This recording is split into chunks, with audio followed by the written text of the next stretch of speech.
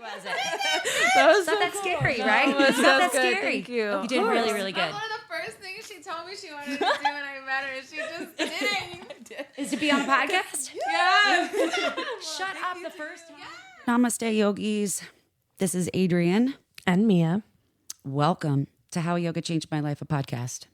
We had the pleasure of talking with Brandy the other day. She is a student of ours and a lovely human being who just picked up yoga for the first time in January. So we're excited for you guys to hear her story, and we'll catch you on the flip side. Brandy, introduce yourself to us. Okay, I am Brandy Gonzalez. I was raised in the Rio Grande Valley, and I moved to San Antonio when I was 19. I lived in the Dominican Republic for a year. Ooh. Yeah, that was super fun. I taught American Sign Language there. So growing up, I was very in a very religious household. What kind of religion? Jehovah's Witness. Oh, wow. That very religious household. Very stressed on the very.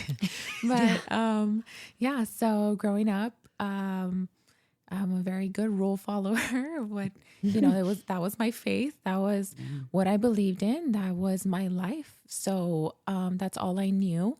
I didn't know anything other than what I was practicing. So you were raised in the Rio Grande and you were raised as a Jehovah's Witness. So were you in like a community that was all Jehovah's Witnesses? Did you go to school with other Jehovah's Witnesses? Like, how was your growing up experience? Yes, it was a community, Jehovah's Witness community. I was part of the American Sign Language community. So I taught the deaf and hard of hearing. That's when I went to the Dominican Republic and did that. But it was a huge community. That's a huge part of me, community, for sure. So growing up, I had one sibling. I have one sibling, Sam. And my dad, my mom's one of Jehovah's Witnesses. My dad is not. Suffers from substance abuse. So that was difficult growing up with. Left at 19 for many reasons. Not a very typical childhood, I guess you can say. But all of that negativity, before I moved, as a teenager, I developed lupus. It's an autoimmune disease. Yes. And now knowing energy and what that is, it was just a lot of negative energy that wasn't my own and for my body. So that was extremely toxic. That was actually killing me. So yeah, the pain, all of that, just going through that in high school. And I went to a magnet school. I was in a medical high school. So anytime I get into anything, it's 100% my all. So even though I was like dying, I was still like, school was important to me. School was, these teachers were teaching me, and I love to learn, and I love to just, project the glitter fucking everywhere. Yeah, exactly. And shit. You're like, get into the creativity. Yes, I loved it. And that was one of my outlets, learning. And that was not a Jehovah's Witness school. No, this is just high school. Okay. But that's when I was pretty much dying. Yeah. So you were diagnosed early with lupus. Yes, I was diagnosed early. By the time it had already started, I was misdiagnosed. So for a year, they didn't know what was wrong with me, to the point where a lot of doctors told me that it was in my head. Yeah. So God, that's the worst thing to tell a teenage girl. I know. Or just someone suffering. Someone suffering, and someone feeling pain every day, and thinking to yourself, like, am I crazy? Like, am I making this up? Like, but I knew that I wasn't. And we did electromagnetic treatment in Mexico that reversed the negative ions that were creating, my lupus. So I've been in remission ever since. Yes. Yeah. Fuck yeah. Congratulations. Yes. That's a huge deal. Very huge. I Wow. wasn't supposed to live past 30, and I'm 33 right now. Oh my gosh. Yeah. And I don't know. I just got to tell you guys that when the doctor was telling me, we're diagnosed, my mom's freaking out, crying and all that. And I'm just like, I'm not going to die. I knew that. I knew that I wasn't going to die. For whatever reason, I had no fear of dying. And I don't know, at the time, I don't know, maybe I mean, you're a teenager and Yeah. you're in pain and you're like, holy shit, my org, like, what's really going on? And then the emotional part, and then, family of what's going on with them, because you can see how it's affecting, your dad that does suffer from substance abuse, and he can't handle it. So he goes and checks the fuck out. You know what I mean? And or even the religious aspect from your mom, and having that idea of like, I don't know how the Jehovah's Witness, if they do medical care, because a lot of different religions won't let you go. Yes. Medical care, yes. No blood. That's the only restriction on blood transfusions. Yes. No blood transfusions. No blood transfusions. Got it. Wow. Yeah. So your mom, now because she's still in the church, do you have a great relationship with her? Good relationship? Unfortunately not right now. It's, well, that's a whole nother story. So, I know. let me put it this way. As I'm no longer one of Jehovah's Witnesses. So what that entails is me being pretty much cut off with communication with anybody that is still practicing. So I love from afar, and these are all my, and they can feel that. Yes, absolutely. And so yeah, unfortunately not right now, but I love my mom. Yeah. When leaving the religion, I was married within the religion. So the going through that, the divorce, where I said, the person that I married was not the person that I married at all. Completely just. Well, how old were you? I was 24 at this time. You're young. Yeah, very young. And, within the religion, I did everything. I mean, everything I was told.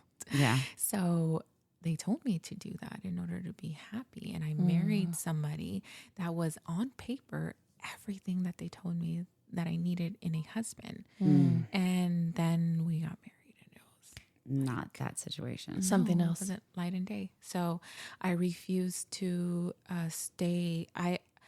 That was a turning point in my life as far as respecting myself, respecting me. Like, at the end of the day, what was I going to continue with? Somebody that I didn't even know. And then I was losing myself into the point where I didn't want to live. I lost myself. I looked at myself in the mirror and I recognized who I was. So very, very, very lost turning point. And then that's when I got pretty much kicked out of the religion and I lost everything.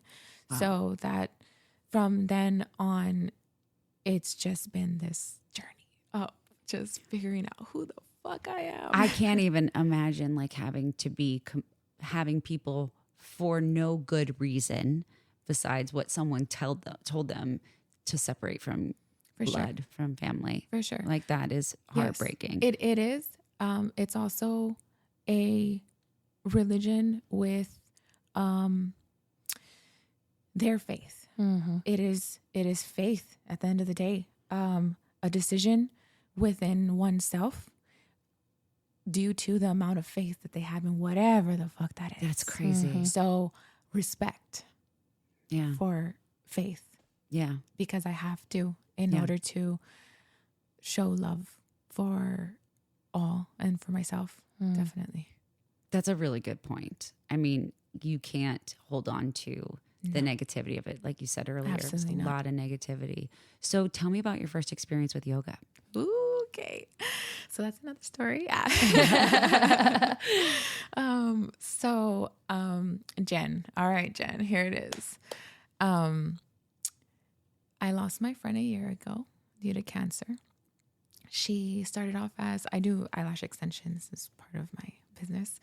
And I did her eyelash extension, started off as a client, and then we just grew into this friendship that I have no words to describe. And she was my guide. Anything that I would ask her, she had the answer. And if it was, it felt like it was specifically for me because she had already gone through it. She had already, like, at the time, sorry, pause. Yeah, it's okay. That's a lot that can she's come a up. legend, and she means so much to me. She is the whole part of my yoga journey. So,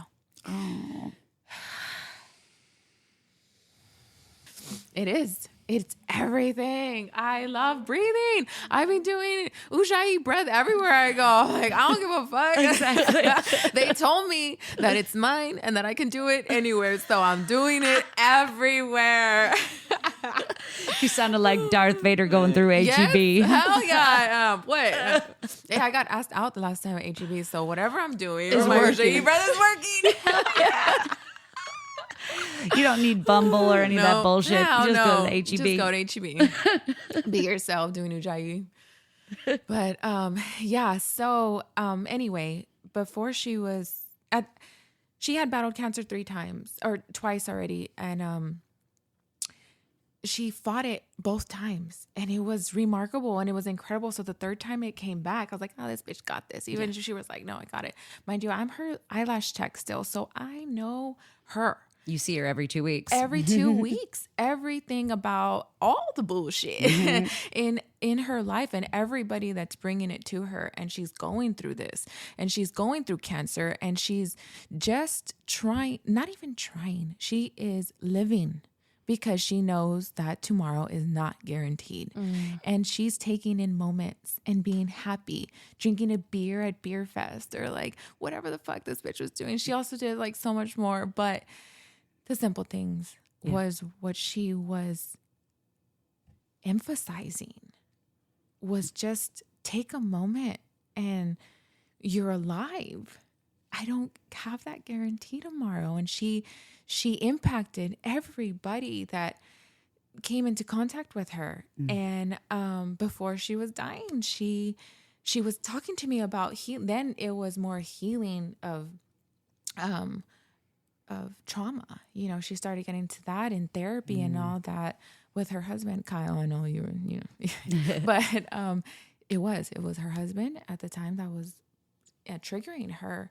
And she went to therapy and she was like, wait a minute, like these are emotions. And she would tell me about it in these sessions. And she's like, holy hell, like all this is just emotion. It's trapped emotion. At the time, I didn't know what she was talking about. Yeah. I just like, all right, friend, like I can see you doing this. And she was raking and she was everything about healing, and yoga, all of that, breathing, affirmations. I didn't know what the fuck affirmation was. Like, I was like, all right, bitch, like, yes, go. Like, I can see it works for you, you know, but, You're not going to put any sticky notes up on your mirrors that say, I am beautiful, I am strong. yeah, not then. Now I will. Now you will. I'll paint on the wall. But no, she was sharing all this with me. And she pretty much, the last, when the cancer came back, it came back with vengeance. And she was pretty much only going to live until her body couldn't withstand chemo anymore. And it came that day, and she messaged me that day, and she was like, today's the day. I know we talked about this so many times before, and there's not much to say. And I'm so glad within that moment, I lost my shit. You know, God. You know, this is 7 years of just going through it with her and knowing her fears within cancer and knowing like not just somebody looking in, but really, truly like this person was very scared and just didn't know how to deal. And really at the end wasn't really dealing with it. It was just accepting what is and enjoying every moment up until then. But her fear was also being forgotten. And she never will be for me. No. So Definitely you won't. No. I'm going to say the three deaths. There's like, and I think it comes from like a Mayan culture, is the idea of the 3 deaths, right? Like, so the first death happens when you take your last breath on earth. Mm-hmm. The second death happens when your body's laid in its final resting place. Mm-hmm. But your third death doesn't happen until your name is last spoken. And so to me, like when I think about the deaths, like you're carrying on her name and she's still alive. Oh, so much. Yeah. So much alive that sometimes I just wish she in person, you know, just so I could touch her. But during my yoga sessions, going now to yoga, I feel her. And I was so scared to start yoga, I had a huge misconception. Tell me more about that. Okay, so growing up, very Mexican culture. You don't do yoga, you actually make fun of it. Yeah, exactly, Like, exactly. And shit. Yeah. You do. Like anybody who says whatever, Right. you put it down Right. because of really you don't know what it means, and whatever you think it means, obviously, it's not on point because you're making fun of this shit. No, I didn't know anything about yoga. Again, the origin of it, that was huge within my religion because you don't pretty much deter other than Jehovah being God. Yoga misconception as far as that you're serving faulty gods or other gods, or no, actually. You're not. You're just serving yourself. Exactly. That's it. Exactly. Yeah. It's instead of where religion takes the role of the worship, right? Like you worship the religion, but in yoga, it's you worship the connection that you have with yourself. Oh my God. I tell you that I've never felt myself like I feel right now, or even just like today on the mat. It's so new every day. And how long have you been practicing? Since January. So you literally just started. We're in April. This is amazing. Yeah. To me, it is, at least. Like, this has... Okay, so when I lost Jen, everything that the last book that she gave me was Mind Platter. That opened up just... how do I tell you? It opened a door for me to look within myself with books, because I didn't have that connection with anything other than the Bible. That makes sense. Yeah. So a little scared because I had, except for high school, when I'm reading all, the books that were necessary. But other than that, it wasn't something that I chose to do. So that book, it is just crazy, like all messed up because I took it everywhere. It was the last thing I had of her, and losing her. I didn't know how to process her death. That was huge for me. Anybody that I talked to told me it'll take time. Pretty much like stay busy. Right. Like put your feelings aside, stuff them down, and do other shit. The same thing over and over again. I'm like, you know what? I'm kind of tired of doing that. Yeah. I don't want to. And this bitch was doing something other than that. So I didn't have her, obviously, to call her and her tell me like she always did. So I pretty much I talked to her, and I honor one friend. Super cool. I don't know if it's his background, or his indigenous background, which might be, but he gave me the best advice. He told me to honor her life in honoring her, what she liked, the colors that she wore, the music that she listened to, be her. Like legacy. Yes. And that day I went to Nordstrom. She was a fancy ass bitch. So you had to spend some cash then, right? I did, Nordstrom rack, because bitch show guys like that. But exactly.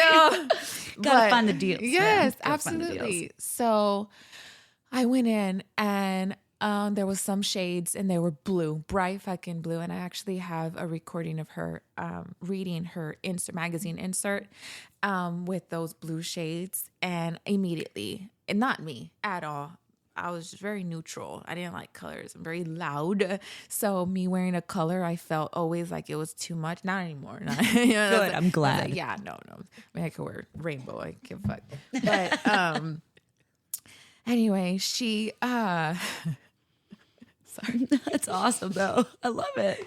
It's funny. I'm kind of like beigey, black and whites too. Like, but yeah, color is something I haven't quite embraced totally.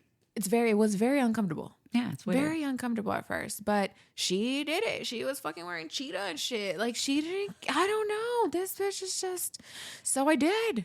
And I felt great. And one of her favorite artists, which is another story, I can't wait to tell it. Yeah. dead mouse was her fucking jam. Like Yeah. she loved when I tell you that moved her soul. So I started listening to Dead Mouse. And at first I was just like, damn this. And I would cry, just driving and bawling, just like, but then as I connected to who she really was, listen, feel her. And I took the time to do that as well. I've always worked. I could be busy. I know how to make money. I know how to work. Work. But at the end of the day, I never gave my time to process anything at all. So I felt like the older I got, even before, during that time, I felt like I couldn't breathe. Obviously, I wasn't breathing. Right. So all that anxiety, everything that I was learning at the time, because what she left me just spiraled into this healing journey of holy shit, I don't know emotions. Yeah, exactly. I don't know them. Yeah. I don't know anything. I Right. didn't know anything. I was emotionally dumb. So You're not the only one, though. yeah. You know? No. Oh, I mean- I've very aware now. Yeah. And Like, wow. I've shared this with Adrienne, and so that you know, like emotionally dumb, hands down right there with you. Like before yoga, I felt like my default was anger. Yeah. Just anger and nothing but. And there was a switch at one point during yoga teacher training where all of a sudden, like I had this range of emotions, and I was shocked, and I was sobbing, and I was crying, and I was laughing, and I was joyful, and I was angry still, but also other things, you know? And so 100%, like I think what you're describing, at least for me, was that ability to be still and be with myself. Yeah. Because like you said, even people were recommending be busy. Yeah. Oh, it'll get better later. Like avoidance. Those are all avoidance rather than sitting and being with it. So I didn't do that. I did that. I faced it. I really faced my fears. I took time off. I was only working about 3 days a week. And this is my business. So I have full control over how much I want to. Yeah. So being grateful that I'm able to do that. Grateful that I have everything that I need and more, with taking the time off just to pause, taking the day to go to the park, lay in the grass, ground myself, and just read. And go to my therapy session and take the day off to fully process what the fuck they're telling me. Right. We talk about that a lot in our conversations, because therapy, I think yoga is my therapy. It's my silent therapy, but I'm a talker, obviously.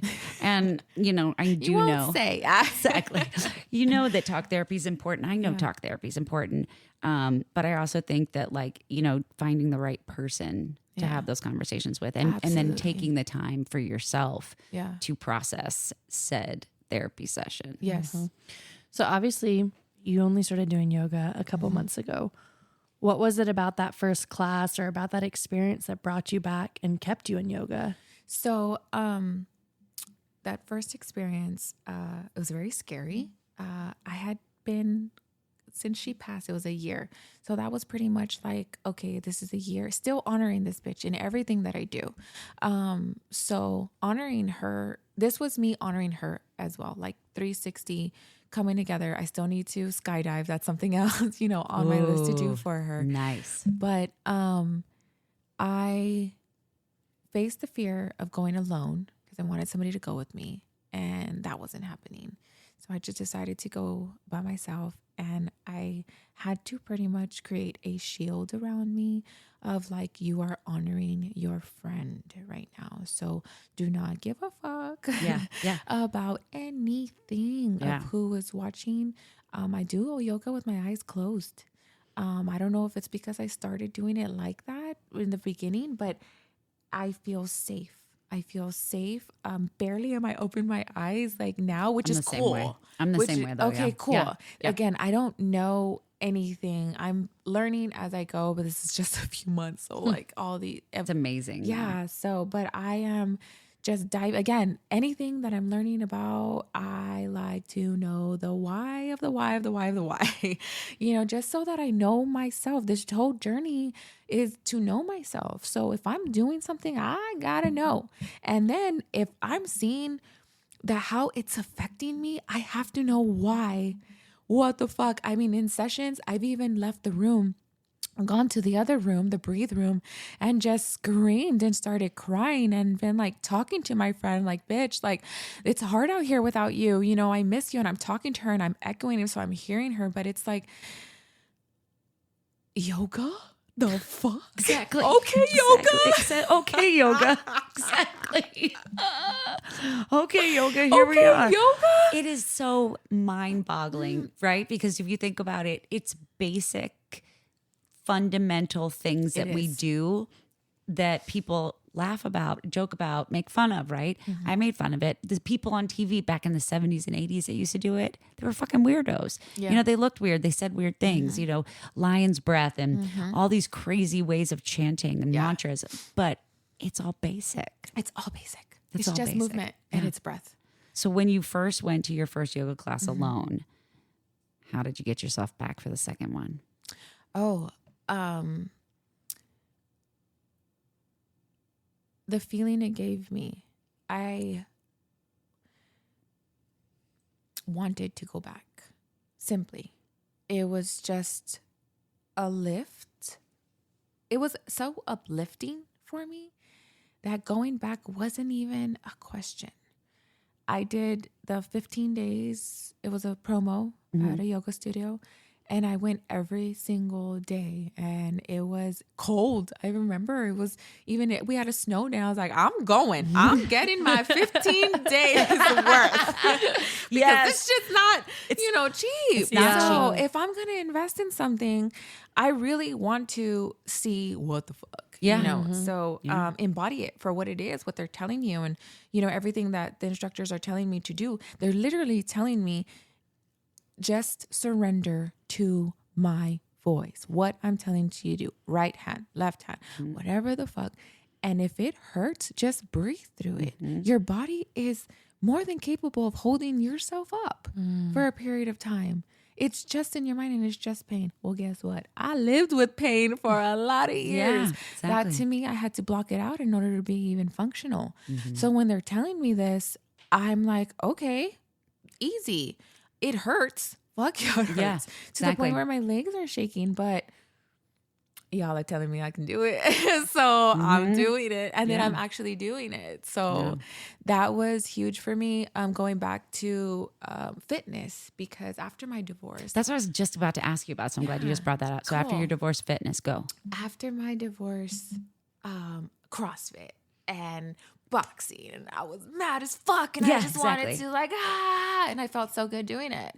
And I was doing 2 days in the morning, and it was in the morning I'd go work out, and then I would work all day till I would work all day, and then go again, work out again, and but I was tapping out. I was just, my mind would race and living with anxiety my whole entire life. I didn't know I was an empath. I did not know what that even meant. Oh, yeah. So it's so clear to me now why I felt like I did for so long and just so alone. To just, you always have yourself. That's one thing. You can not have anybody by your side or lifting you up in a room full of people, but you got you. Like, let's fucking go. Exactly. Well, if you think about the energy that you, in your profession, being with people all the time and being with different people, all of that energy, we're all made of energy. It gets left behind. So you probably felt some serious shit, right? When I tell you, I'm a lash artist, I hear everything. Exactly. It's vulnerability. And I love that about my clients. I love that they feel safe with me. I love that, that they can talk about things that they've never even said out loud before. And that's connection. We're all human. We're all just trying to figure the fuck out. We are on this journey. We all go through things and it's different. Your story is completely different from mine. Your emotions, even if it's the same experience, is different. And there's nothing wrong with the difference, right? It should be embraced. That's the beauty of it. It's so cool too, because the fact that you hold space for other people in your job, and yoga provided you a place where someone could hold space for you. Oh my God, that was the greatest gift. When I tell you, like, I can just, and I'm going through these sessions these yoga sessions pretty much like a therapy session. So there's a lot of things. There was a lot of realizations that I would, again, breeze through, but I had to remove myself at some points. And then one with my physical strength, because after COVID, I didn't work out. And then going back into working out, I couldn't find myself back in the gym. I didn't want to. I didn't want to lift anything. I wasn't mad anymore. You know, actually, I'm really happy. Yeah. So yoga is what just served and filled my cup in that it filled a part of me that I missed and that I loved, but was never connected to me. So very, very empowering of what yoga brought me. Like I felt home for once on my mat with my eyes closed, with my instructor guiding me, not only through my body, but through some bullshit in my head that I just needed to let the fuck go. And then I could flow. Like, tell me twice. Like. Oh, exactly. I'm going for it. Yeah. So like, being that you're new, like you're probably having like aha moments during every single class. Every session. So tell me some of the ones that have been like really big for you lately. Okay, lately, let's go. Well, one big realization, being one with myself and what that meant. So start there for me. I am posing in these animal poses, really, right? Calling out these poses. And when I'm closing my eyes and I'm meditating and I'm one with myself, I can actually see the animal within me. And it's like glitter and it's flowing and it's just beautiful. And that's when I can feel my friend. And that's when I feel home. Yeah. And that's when I feel bliss.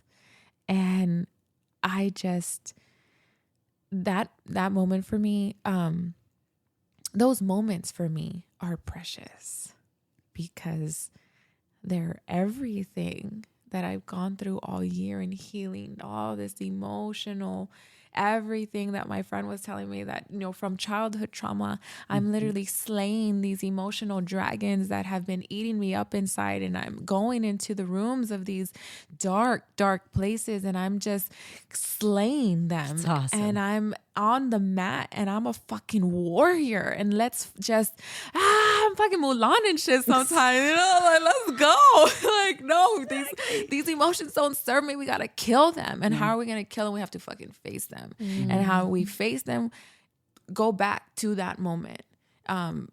Therapy has helped me so much in reparenting myself.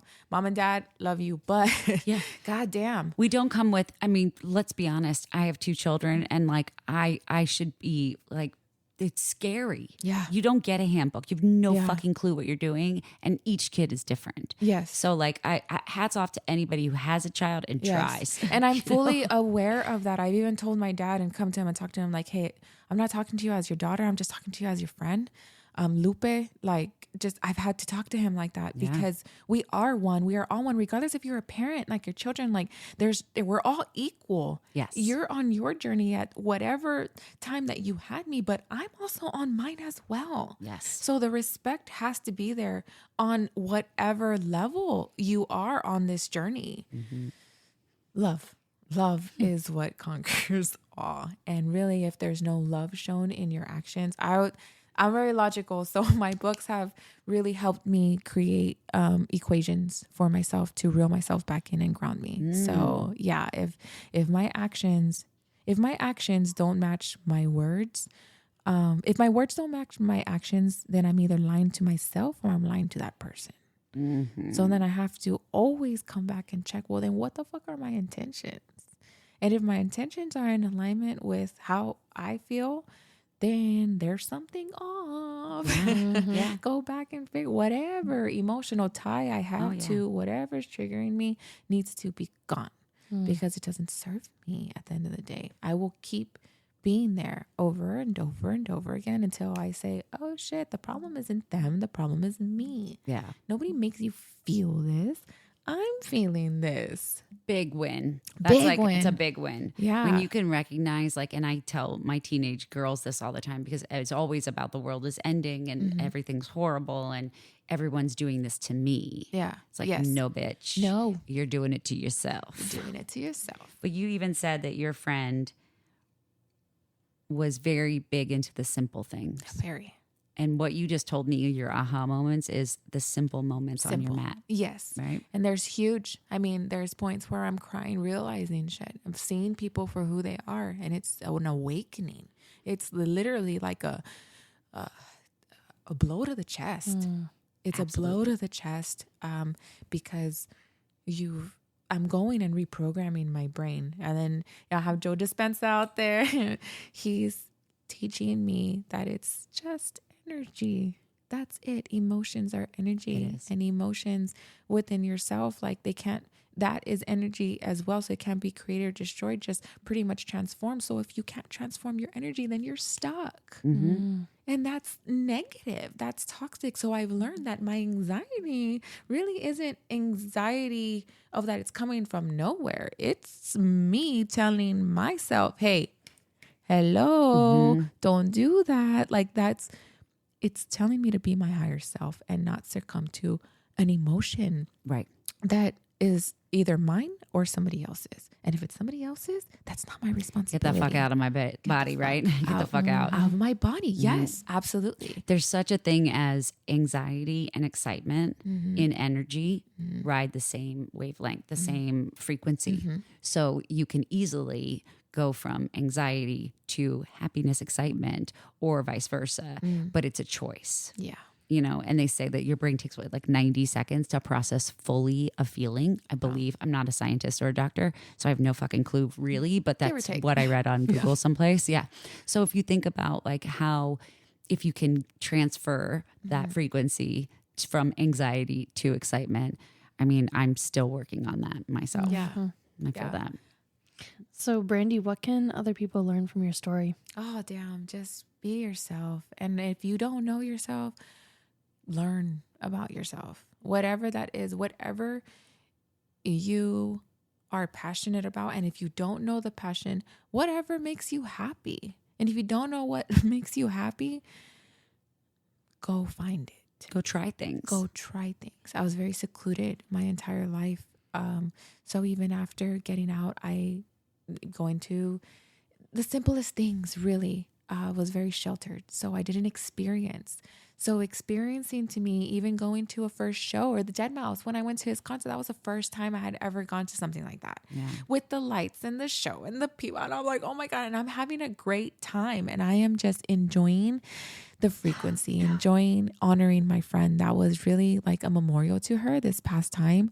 And, it was fucking amazing. I wrote to Dead Mouse and I told him that, that he knew my friend. He had met her before she passed. And it was the last thing that she posted on her Instagram is living her best life, feeling his frequencies flowing through her body. And she loved that. And so I honored her death. That was my memorial to her, and wrote to him and I told him how he was a light for her. And then honoring her death, I connected with him, listening to his music, and then helped me with my journey. And that I just appreciated the fuck out of people who follow their passion, because when you follow your passion, you inspire and you touch and you move. You wake people up because you're doing what you want and you're actually happy doing it.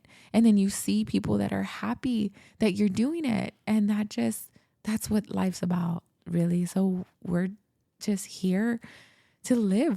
So why aren't we doing that? Exactly. Exactly. Yeah. You're so inspiring just to hear the fact that you've been through such a like sheltered existence for such a long time. And then to have to go through the trauma of a divorce, to have to go through the trauma of a loss of a really close friend, like all of those things, they're horrible, but they also built you to be who you are. So, you know, the best part about yoga is the idea of like samskaras, which are these, you know, kind of energetic scars on your body, Yeah. right? That are not really energetic, but just like part of you, Yeah. right? So it's like even when you go through shit, like the best shit can come out of the Yes. shit. No, absolutely. And I'm in my yoga classes and I'm feeling all of this. And I'm not worried about who's watching me because I mean I suffer confidence. I was overweight, a lot of medication, that I took for lupus made me gain a lot of weight, and then just trying to get that off, and it was always a yo-yo because of the emotional bullshit and then all the trauma and the eating habits that come with that, and then I'm Mexican, so like it's a lot, It's a so lot. but going into yoga, it makes me feel so empowering, and I create like this shield around me because I am honoring my friend. So I'm like, well, I kind of have to not give a fuck. Yeah, exactly. I'm doing this for her, so if anybody has a problem about it, I don't know, you got to go. Exactly. Just saying.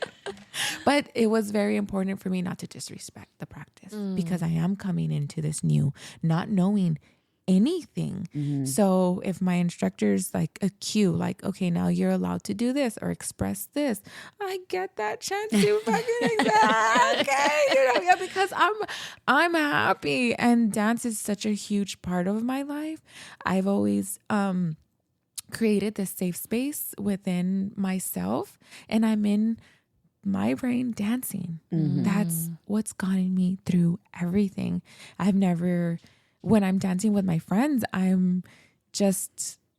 or not even with my friends, when I'm dancing alone, I dance alone and I just move. I didn't know about static dance until recently.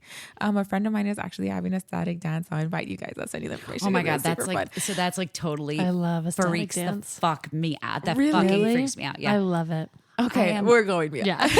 that is like super outside of my comfort zone. So I will go, but I will be Yeah. completely fucking vulnerable. Really? Interesting. I am a blonde Polish cheerleader from New Jersey. I have absolutely. Then get your cheer on, bitch. I Be know. like, let's go. 1, 2. Exactly. You know who But the really likes idea- it is Jair. Jair My loves boyfriend Really? loves a static dance. Let's go. No Yeah. way. Oh Look my at her God, wrist. you have no idea. I love it. He is obsessed with it. Like, Holy shit. Okay, so I know. The idea like already makes me feel like I just want to crawl in a hole and die. it's amazing. I love a static. I will go. But everyone, even my friends, are telling me you are going to love it. We just did a primal class. That was cool. Leading up to that, my instructor, I was healing. One of my sessions afterward, I stay. I cannot leave like everybody else does. I'm literally shaking at the end of a session. Not only did I go through something very physical and push my body to its extreme, because that's what this bitch is telling Yeah, me to do. exactly. I am emotionally, I figured some shit out. Like, I need a minute. I couldn't just get up and leave. So I would Shavasana, yes. I would stay there. Thank God. Thank you for saying that.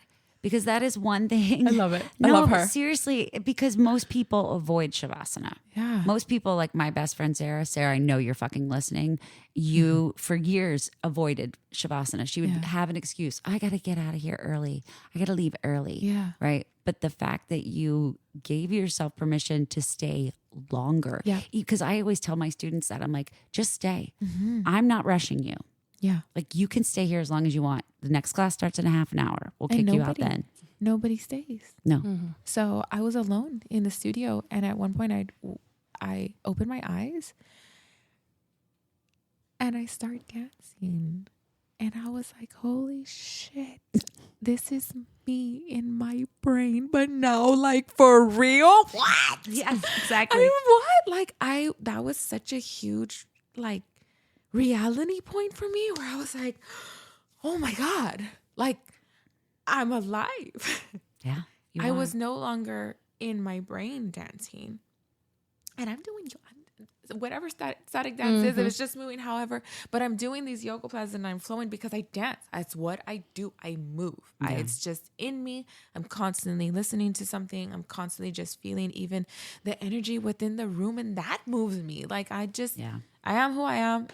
Where are my freaks at? I know. Well, totally with yoga, it is a dance. It's a breath. It's like we always tell teachers, like it's as a teacher of yoga, you are the orchestra maestro, Yes. right? Like you are Thank conducting. you. Thank the you for breath, saying that. Conducting the breath. And that's the rhythm of It's movement. a rhythm. And like you said, it's very primal. Very It's very primal for instinctual. me, at least. My practice is very primal. And I'm so glad that some of my instructors made it okay to move. And even one, she's so funny. She was like, it's not that yoga isn't that serious. Everybody makes that. And this is an instructor. So I'm like, oh, thank God. Yes, So true. the seriousness of it, because I'm a very spiritual person and I take it very seriously. Yeah. It's not a game. It's not a joke. I'm not just shaking my ass on a mat. Right. It's so much more for me. So in getting that, because I'm also, these are my instructors. So they bring so much to me. I want to respect and honor them in any way that I can. So I would ask like, hey, like if at any point, like I'm moving a certain way, or if my hands started doing like, I don't know what was happening, but they allowed me to just move in whatever way my body wanted to. So then exploring that was fucking cool, because then So I got cool. to do that outside of the mat. Anything that I learned on the mat, I took it and applied it in every day that I walked in. So that she, me in my head, I was like, oh my God, I'm doing yoga every day. I'm a fit person. I'm a healthy person. I'm this, I'm that. I'm no longer, I want to do this. I'm going to do this. I am. In the way that I walked, the way that I talked, the way that I showed love to people, the way I connected. Like Jen influenced me to just be my authentic self with everybody so that they can feel you, not a mask, not a bridge, you, because you don't get to do that. This bitch is bridged by light waves to me, and I can feel her through music. I can feel her through experiences. I can feel her through, my own. We're energetic beings. That's all we are, is just a ball of energy. And it's very simple. And to me, understanding that going into the mat and the energy within the room, because you are with other people, and me as an empathetic person, I can easily hop onto somebody else's feelings, but I had to tell myself and create like this, sorry guys, I'm just gonna go into like this little bubble right now and not give a fuck. So exactly. Yeah, no, it's I a had protective to. mode. Yes, a lot really of was. empathic people do those kind of things where they put themselves in, like I do it, and it's a great practice, especially working in eyelashes and with people. It's giving yourself like a ritual of putting yourself in an energetic clear bubble, where your love can come out, and their love can come in, but no bad can pass through. Yes, no bad can pass through, but it's also not blocking me off from love.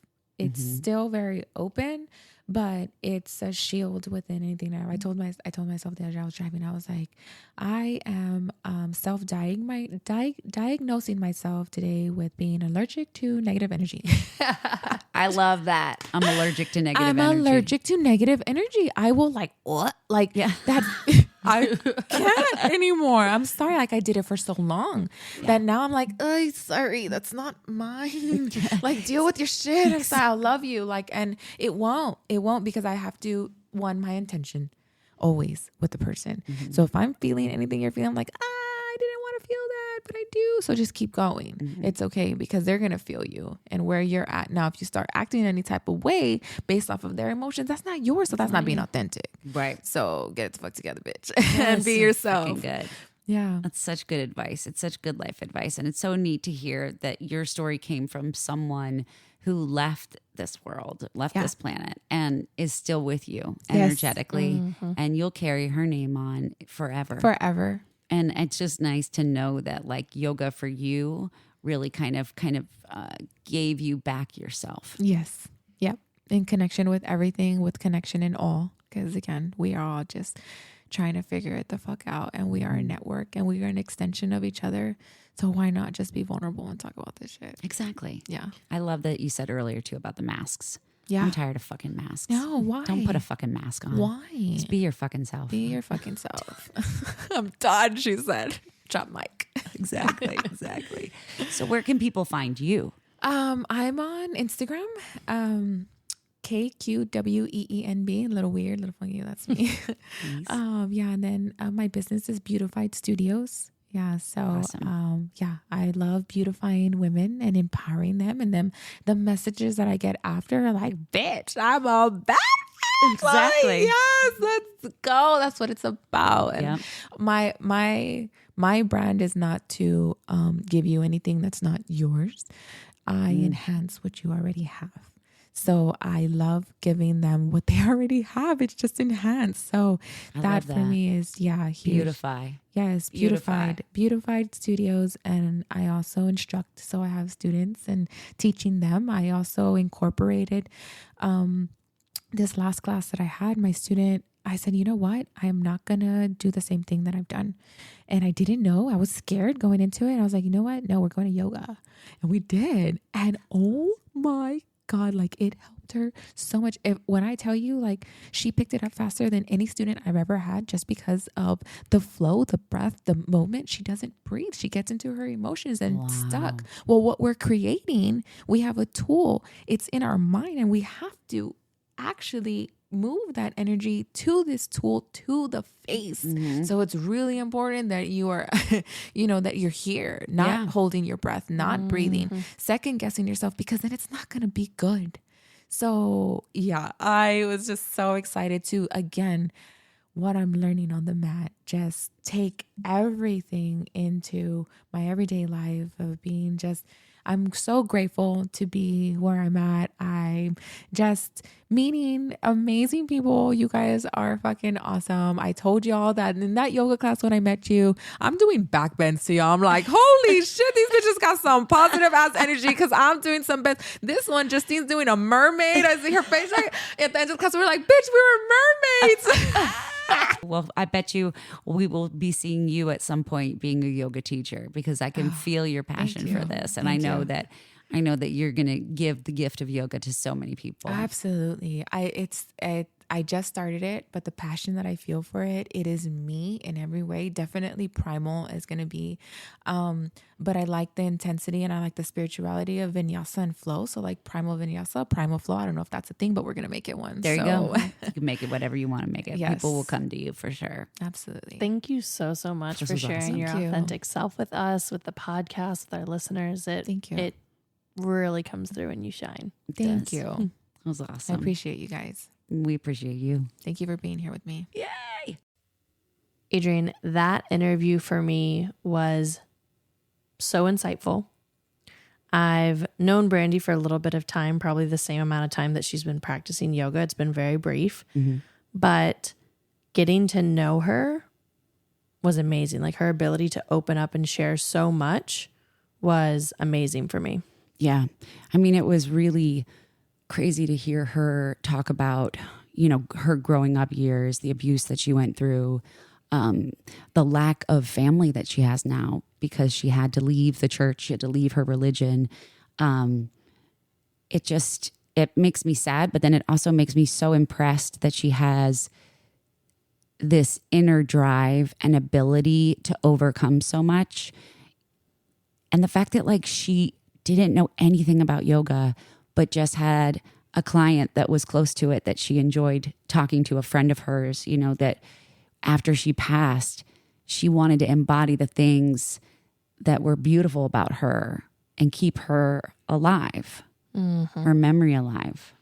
Yeah, I think Brandy opened a beautiful door for us to be able to talk about yoga and religion, in that she said there was even a spiritual practice that was recommended to her to embody Jen. Yeah. Yeah. And that is why she started kind of on this path of yoga, but that also simultaneously this idea of her walking away from religion and faith. And at some point, yoga was inaccessible to her because of her religion and faith. And I think that is something that we hear a lot. I know you've said it on so many episodes, like yoga is not a religion. And I think now is a good time for us to kind of dive a little bit deeper into what exactly we mean when we say that. Because it is tough to make these broad sweeping statements, right? Right. Well, and these statements are our opinions, right? We're not experts. I'm not a doctor of religion or philosophy. I did get my bachelor's in philosophy though, which is kind of funny that I sold beer for a living and then now I teach yoga. But anyway, I feel like when these are our opinions, our experiences, and you can take them or leave them, we're not experts. Do your own research, experience things on your own. That's kind of what we're encouraging you to do. Right. Especially because I think at this point in time, like this point in history, religion, spirituality, faith is a very individualized practice, even when you are practicing within an institution at times. I think things have just become more modern. The ability to explore your faith in different manners. And maybe that's just my personal experience. And so I kind of wanted to start with where this idea of yoga being a religion sometimes comes from. I think as someone who grew up Catholic, I have just been able to witness the divisiveness between faiths, the divisiveness between denominations of Christianity, and also sometimes this divisiveness between Christianity and Catholicism, and which for me wasn't a divide, but recently someone kind of explained that divide or why they felt it was there. And so I think sometimes this idea of yoga being a religion is a fear-mongering tool, and it's another tool of divisiveness, of othering, especially because everyone's like vying for everyone, or these institutions of religion are vying for their practitioners to stay with them, right? And so they have to create these borders and say, like, you can't cross this border or you're no longer a Catholic. You can't cross this border or you're no longer a Baptist. You can't cross this border or you're no longer a part of our institution. So I think that's one thing. The second thing being that yoga comes from India and does have ties to the three major religions of India. But when we look at those ties, that stems from thousands and thousands of years ago, where even the current practitioners of, say, Hinduism, that religion has adapted and changed so much over time that, at least I read this, that the current practitioners of Hinduism would not even almost recognize that thousands of year old religion because of the adaptations and changes over time. So those connections to religion as a institution are very weak. So that's one thing. So there's that fear component. There is the connection to India and its three faith systems. And then there's the yoga philosophy itself. And what I think is interesting is that yoga philosophy allows for and fosters spirituality very similarly to most faiths that I have experience with. And where this comes from, and it's just a super common phrase, at least in the Catholic Church and in the Catholic Church that I grew up in, if it's not of God, it's of the devil. And when they say if it's not of God, it's of the devil, they mean if it's not something that is like actively encouraged in church by your priest and by our Pope, then it is not acceptable. If it is not actively written into the Bible, then it's not acceptable, which is, for me, a joke. But yeah. I mean, I feel like too, one thing that the word yoga is yoke, right? It's communion. It's uniting everything, right? It's a basis of everything. So I kind of feel like it is the basis of how you live your life, right? And that is inherent in all religions. I haven't met a religion that wants you to be a complete asshole, right? All religions want you to be a better person or be the person that they want you to be. And at the end of the day, yoga is universal. My experience growing up, I grew up with a dad that was Catholic and left the church, a mom that grew up kind of Methodist, and we didn't really have a set church we went to. I think my mom struggled a lot with it. And we did go to a few Presbyterian churches, but as a kid, waking up on a Sunday morning was not something that I wanted to do. You know, I didn't want to go there. I didn't feel comfortable there. I didn't feel accepted. I felt like I was looked at like I was an alien, you know, even though growing up after that, getting into high school, I got into religion with a Christian organization. But every time that I would go, I would always feel like I wasn't living up to the expectations of what they had, whether it be that I cursed or, I drank or whatever it was. It just felt like I wasn't connected, right? And even throughout, I kept searching for it. When I was in college, I went to a Methodist college. I think Methodists and Presbyterians for me were kind of like my jam because they weren't really pushy with, you got to, commit your life to Christ right now, every single service, right? They would have you come up and everybody would come up and commit themselves that haven't committed themselves yet. And I just was not that kind of person that wanted that, stage. I wanted it for myself. I wanted that spirituality within. I don't feel like my spiritual practice should be conforming to someone else's beliefs, as long as I'm not hurting anyone and as long as I'm working on the betterment of myself. Does that make sense? No, absolutely. And I think that's kind of, for me, what the difference is between religion and yoga. So both have these components of spirituality, both have these guiding principles, right? So I think to also say like yoga is not a religion is a tricky statement in itself too, just because yoga does have these guiding texts, right? We talk about Patanjali's Yoga Sutras all the times. It does have these guiding principles, the yamas and the niyamas. And so that is very comparable for folks to verses of the Bible. It's very comparable to something like the 10 Commandments, right? Right. Because they are guiding principles. They are guiding expectations. So, but aren't they the same as, for the most part, the yamas and the niyamas kind of do model the 10 Commandments in a way. It's like, don't steal from other people. Don't steal from yourself. Don't hurt other people. Right. So I'm kind of thinking like, for me, when I look at the core of all religions that I know of, right? I'm sure there's some other ones that I don't know of that are opposite of what I'm saying right now. But in my opinion, when it comes to the very threads of all religions, that all boils down to be a good freaking person.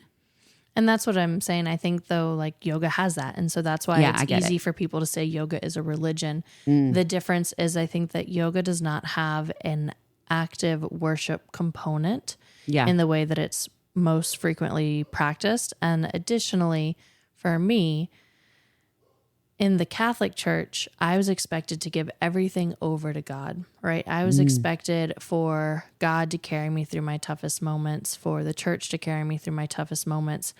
And although there are kind of moments where I now say, like, I'm giving things over to my yoga practice is going to carry me. The difference that I have found is that yoga has an empowering component for me. It has allowed me to connect with myself and to understand the divinity that's within myself and to understand the power that's in with myself and also the power to change things. The other thing that was really tough for me to swallow is this idea that what's happening to me is God's will.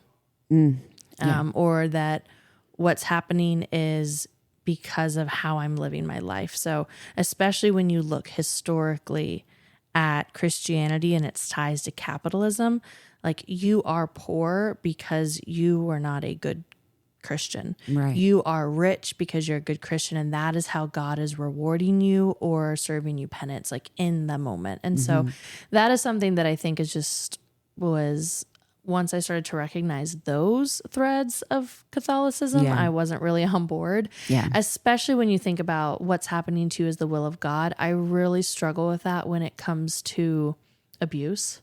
Yeah. When it comes to sexual assault, when it comes to things of that nature. Yeah. I just can't subscribe. Yeah. No, I know. I get Can't it. subscribe. I get it. Well, and what you said made a impact on me too, is it's the fact that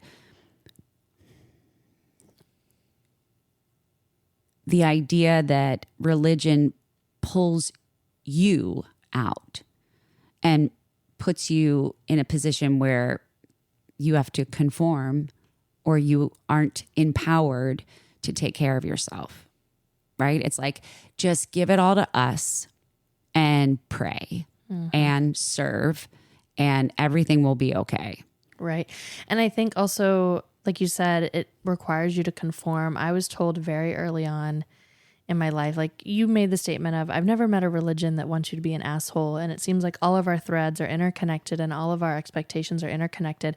And I recognized that very early, at least in my life, like probably around high school. Yeah. And I said that to a boyfriend of mine. I said, you know, we all are communing with the same God. We're just calling it something different. Right. And he said, if you believe that, you're not a Christian.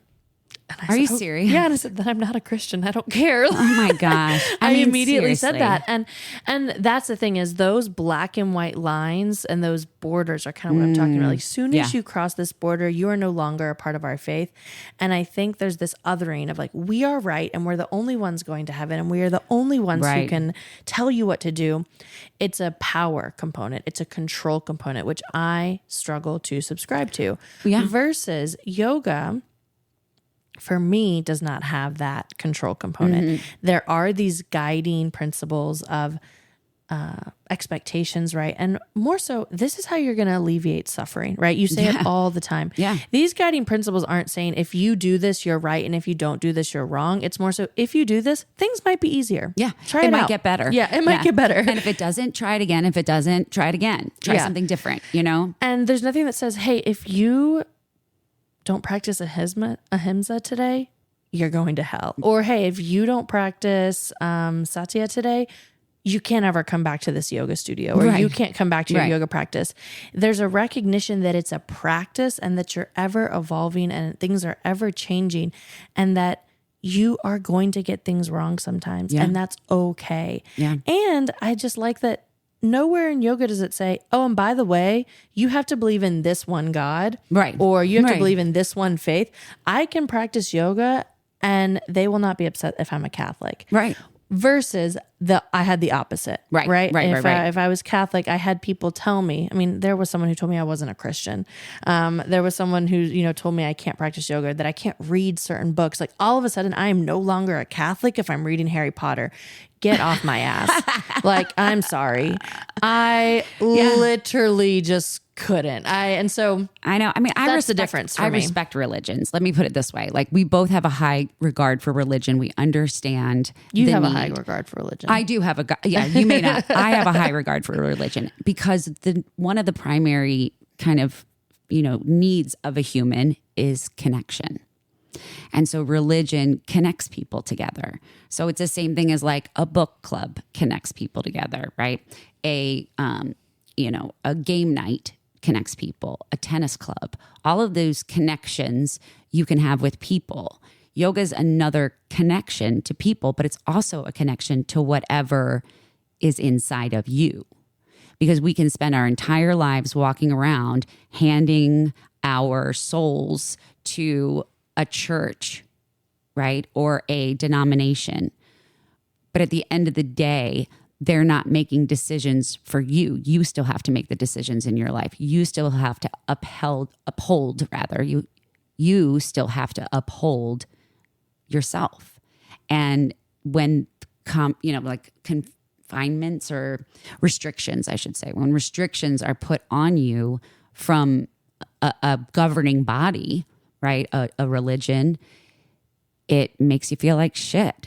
Yeah, I will say, I think I do not have a high regard for religious institutions. There you go. I do have a regard for, and even still, right, as I recognize the divine, I often call the divine God in my head. And so even still, I recognize I have a high regard for the need for spirituality and this need for connection, this need for understanding of our life's experience. I think it even goes back to that interview we had with Zeke, where he had folks who were atheists who all of a sudden class started to make sense for them, right? This understanding of the human experience, or this understanding of human suffering began to make sense. Yeah. And I think that's why yoga works for so many people, because it is just another way to work through life. And so you're creating that connection with yourself, and you're beginning to have this understanding of what's happening in mind, body, and spirit. Right. And I think too, like if you think about history, they're told in stories, right? The Bible has stories, the Quran, like all of these different books all have stories in them of human experiences or human connections. And I feel like, why do we have to be restricted in believing one religion piece over another? Like, can I steal from all of them? Like, I feel like I should be able to. Well, and I think that's why I like yoga, because it, in my opinion, it enables you to explore and understand. And that's my rub, right? My friction with the Catholic Church is it says, no, you can't.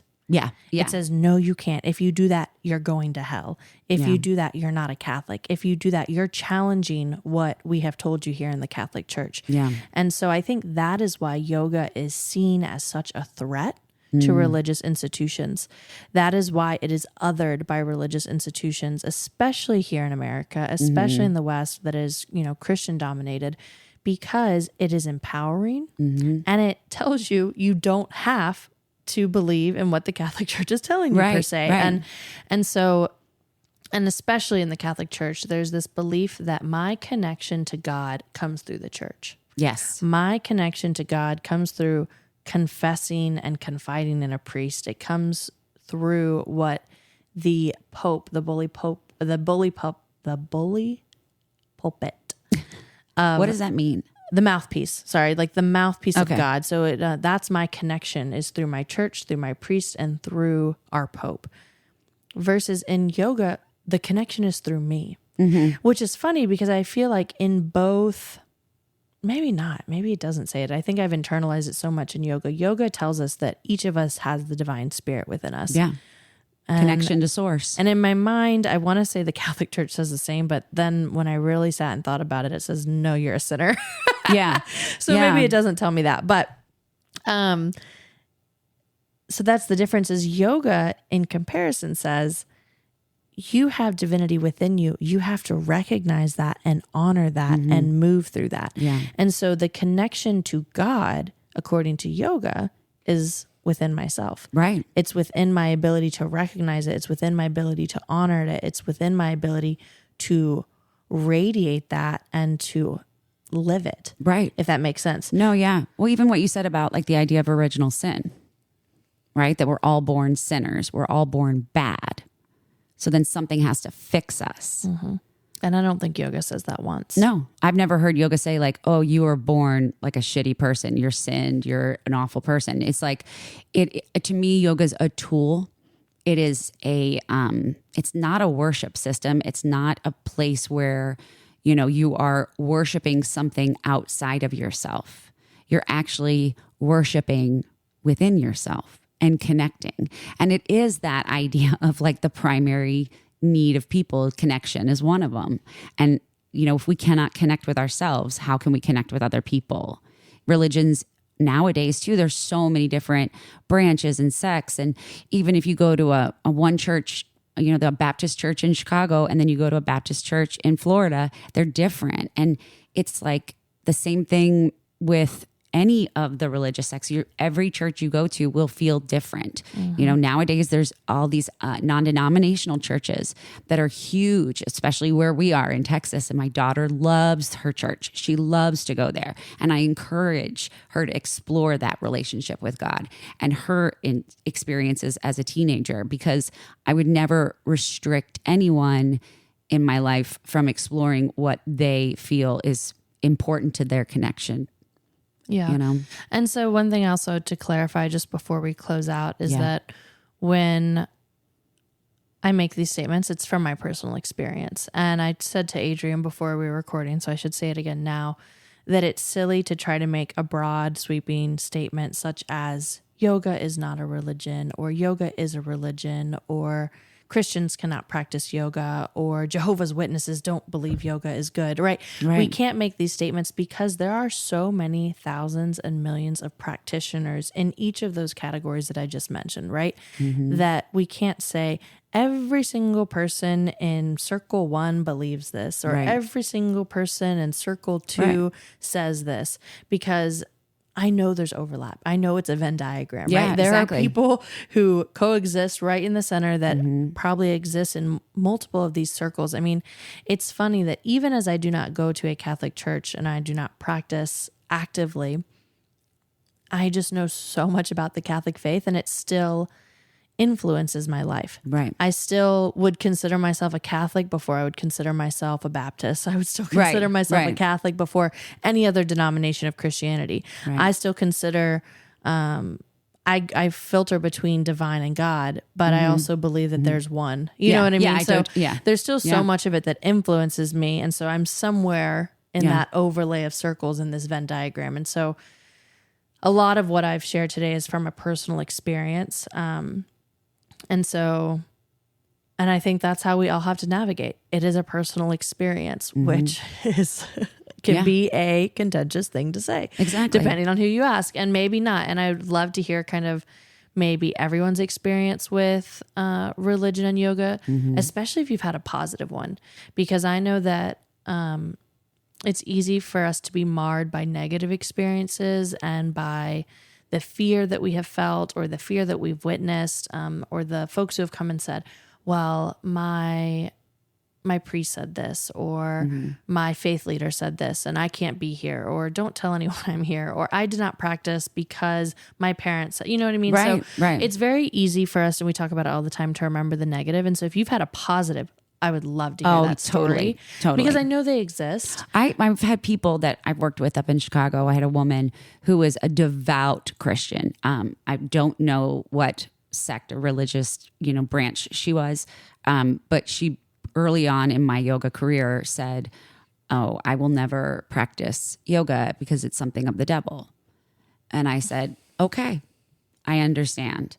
And, quickly was like, "Oh my God, she thinks I'm part of the devil," and I was like, why do I care what she thinks? I really don't care. It's her personal belief. And as long as I don't interfere with it, it's fine. Cut to 3 years later when she kind of saw what I was doing and how yoga was impacting my life and making a difference in kids' lives and families' lives around us. Next thing you know, she shows up at the studio. And I just said, "I'm glad you're here. We're going to have fun today. This is going to be a good experience." Because I feel like as a yoga teacher, our job is to hold space for anyone, whatever they're going through, and be able to just be a connection for them to feel safe, to explore themselves and how they show up in life and how they react and respond, because we cannot expect to control other people. Religions have a tendency to want to kind of hold us accountable or make us feel like we're not doing enough. In our experience. Yeah. And this is exactly right. Personal experiences. I mean, my family has beautiful relationships with God. My stepdaughter is an amazing Catholic high school teacher. She is making an impact in the world through her religion. And I would never take that away from someone ever. I just feel like from a personal experience, if you try yoga, you won't go to hell, in my opinion. I want people to feel connected to their source, whatever that is. And we're all the same in some ways, right? Like all of these stories, all of these tales, all of these religious books all tie together. There's an interconnectedness. Yeah. And so, Brandy, thank you. God, Brandy's episode just really touched my heart. The fact that she had lost someone so close to her, and instead of like spiraling down, she found a way to continue to live and have Jen's spirit live on longer. And the fact that like you saw her here and she's made friends with Justine and they've got just this great relationship. But I really enjoyed talking to Brandy. I think that she is inspirational. I think that she has been through a lot. And I think the fact that she was so open and honest and shared with us was so impactful and beautiful to me. Mm-hmm.